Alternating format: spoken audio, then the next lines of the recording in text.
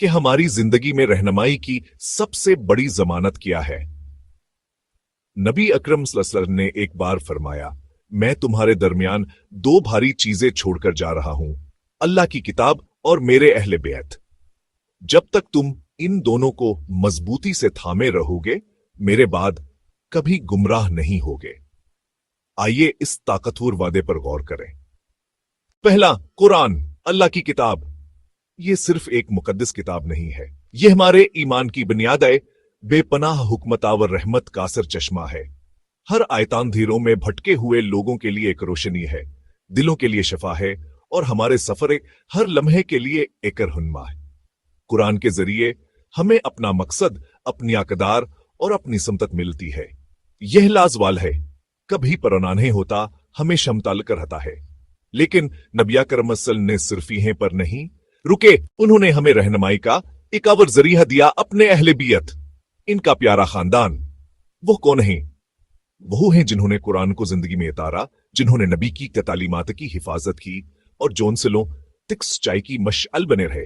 उनकी जिंदगियां कुर्बानी, सब्र और गैर मुतज़लज़िल ईमान से भरी हुई थे।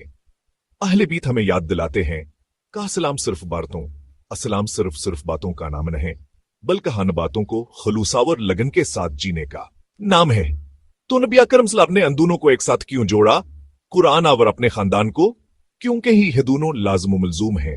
कुरान हमें असूला और कवाद देता है, अहले बीत हमें दिखाते हैं कहां असूलों को जिंदगी में कैसे लाया जाए।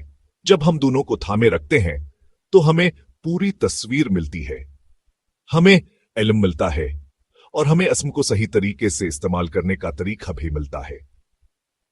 जरा सोचें, जब तक मुकर आन पर कायम रहेंगे और अहले बीत की जिंदगियों और तालीमात से सीखेंगे, हमारे पास आलजन, तफरुका और गमराही के खिलाफ सबसे मजबूत ढाल आए। यह हजमानत है जो नबी अकरम सल्लल्लाहु अलैहि वसल्लम ने हमें दी। लिहाजा जब भी आप खुद को गमराही या गैर यकीनी महसूस करें, कुरान की तरफ लौटे, अहले बीत की कायम करदा हमसालों को देखें। इनकी हमत, इनकी हमदर्दी, इनकी सखावत वो हम सबके लिए नमूना है। आइए खुद को याद दाएं कुराना। अहले बीत से हमारा ताल्लुक हमारी सबसे बड़ी नेमत है। यहां इत्तेहाद और अल्लाह की रज़ा की तरफ हमारा नक्शा है। अल्लाह हमें दोनों को मजबूती से थामे रखने की ताकत दे और हमें इन लोगों में शामिल करे जो हमेशा हदायत याफ्ता हैं।